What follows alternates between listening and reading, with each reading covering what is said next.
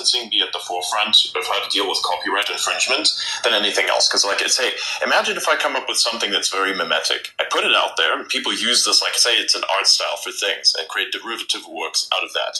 Well, if you make a lot of money out of what I've initially created, and it's like my copyright, well, dude, you can do whatever the fuck you want with it. I don't really care. Just, like, give me a percentage. If I get the percentage of what you're making out of my thing, then sure, fuck, I don't care. Do everything with it. Just as long as it doesn't turn into something ethically concerning, where it becomes like a bad issue for me from a public perspective, public image perspective, or speculative value perspective.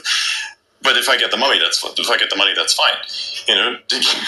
Why not? It's the same thing with, like, Warhammer 40k, where, like, Warhammer 40k is this video game, right? And it has an extensive. The best quality of the game is not the game itself, but it's the lore that's behind the game. It's that it has a very expansive storyline system in which it's such an expansive universe that literally everything is to be considered canon, because so much shit happens all at the same time. It doesn't even matter if it happened or it didn't happen. Canonically, it's all just to be considered canon anyways, because, like, there's 30 wars happening every day.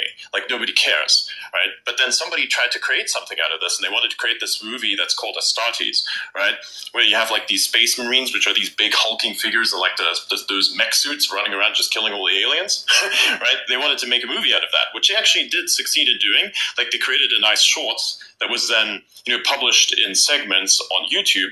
And then one day, the company that owns the IP for Warhammer 40k reached out to him and said, hey, man, we want to sign a contract with this. They made him sign a contract, but the contract was delete all the content, never post anything about this ever again.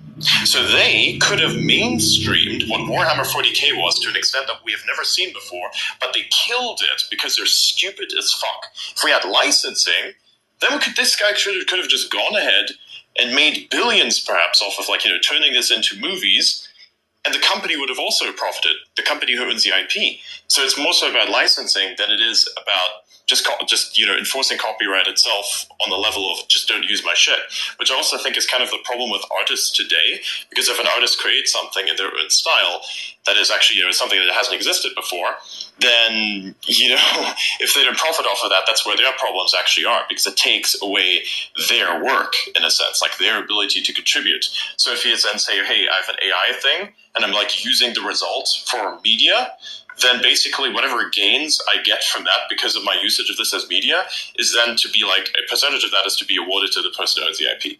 That's how I feel like things should go. And Matt Prime, jump in. See your hand up. Yeah, I mean, I got 2 points to this. The first off, I generally agree, right? Like, that people don't own ideas themselves. What they really own is the expression